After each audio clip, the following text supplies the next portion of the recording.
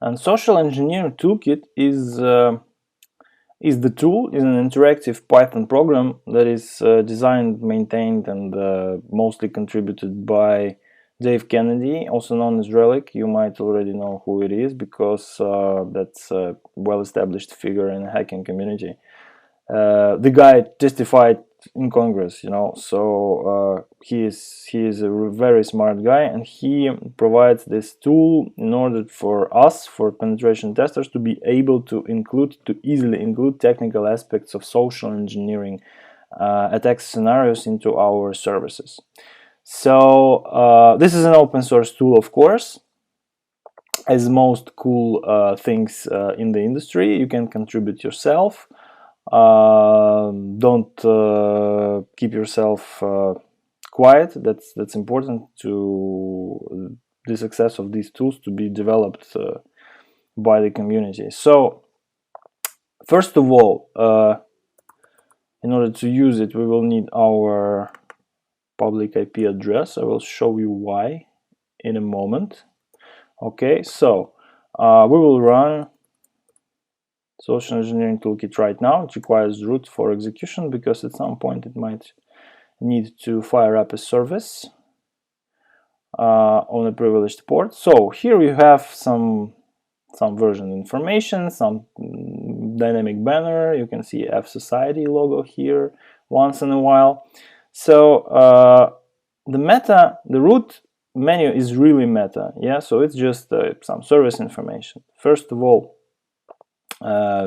most of the time you will just press 1 and enter at this point, but you can see that there is some automation using fast track, there is some third-party modules import functionality as well, and you can update from here, and you can reread the configuration and so on. So this is like really basic operations you can do with the toolkit. You drop down into first menu item and you see actual attack vectors. As you can see, there are not many, but if you read carefully, you will see that that's pretty much everything that is going on in the wild right now. Okay, so spear phishing, website attack vectors like deploying malware or harvesting credentials, generating infectious media, QR code generation, SMS spoofing. So everything is pretty much everything is here. So for this video we will use second option, website attack vectors, and here also are a few with some descriptions, yeah, and we will use this one, credential harvester. So this basically is here for really theoretic purposes because Java applet attack is not quite relevant for now. It's caught by most antiviruses, but still it's here just for us to see what can be done if you train your users to accept fake certificates and run Java code received from no matter who. Okay. You can also try to exploit browsers if you know that your client is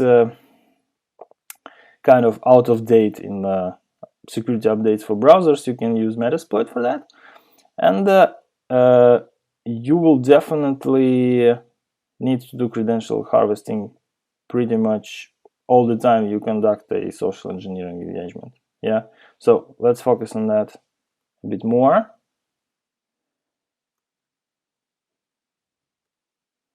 So here you see that we can either use some web templates that are already there in the distribution, or we can clone a live site, or we can do some custom import from a directory where we have already saved a website for offline use. And we will use web templates just because here in this video I've planned to use Google as an example because it's a service that most of us use, I guess, and it has evolved. Yeah, so recently, not really recently, some time ago, they have changed this process of authentication to multi-step procedure. Yeah, so now You first enter your email, then on the next page you enter your password, and then if you enabled multi-factor authentication, which most of you, I believe, did, yeah, you enter this temporary one-time code, and then you're in. This is a functionality that is not really easy, yeah, to implement. It takes some time. So in certain cases it might be required, but here let's use web templates, just because the site cloner could not do that. It will just clone the first page, and usernames are not quite everything that we have to collect in credential harvesting, right? We need passwords as well. So let's use web templates and see the tab nabbing configuration. That's what we needed the IP address for, and I have successfully rewritten the buffer already. So let's just end it and copy it one more time. Yeah, so 1 2 3 1 IP address. Okay, so it's an interface where the CGI script that collects credentials will actually be running. Okay, so there will be a website served by Apache that is cloned or recovered from a template, and there will be a tab nabbing service that will basically be the action for the form that is served by Apache. Okay, so we put it here. We use Google as template, and look what happens. You see, that's our website before. Let's just open it once again, and this is the older version of Google authentication page. Okay, so that's how the social engineering toolkit session looks like. After that, you just have this URL. It can be followed by anything, right? The main idea is to lure the traffic to this domain, and you have to do some credentials harvesting. So you just need to take this URL and send it out to as many people that are related to your client's company.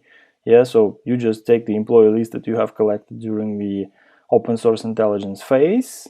Yeah, so you conduct some phishing campaigns in the tools you use, or you just do it manually through Mailgun or through your own standalone mail transfer agent. Yeah, so this is just for you to experiment and find out the way that is most effective and suits your needs the best. And let me now show you what appears in the log of Social Engineer Toolkit when the clients actually arrive to this website.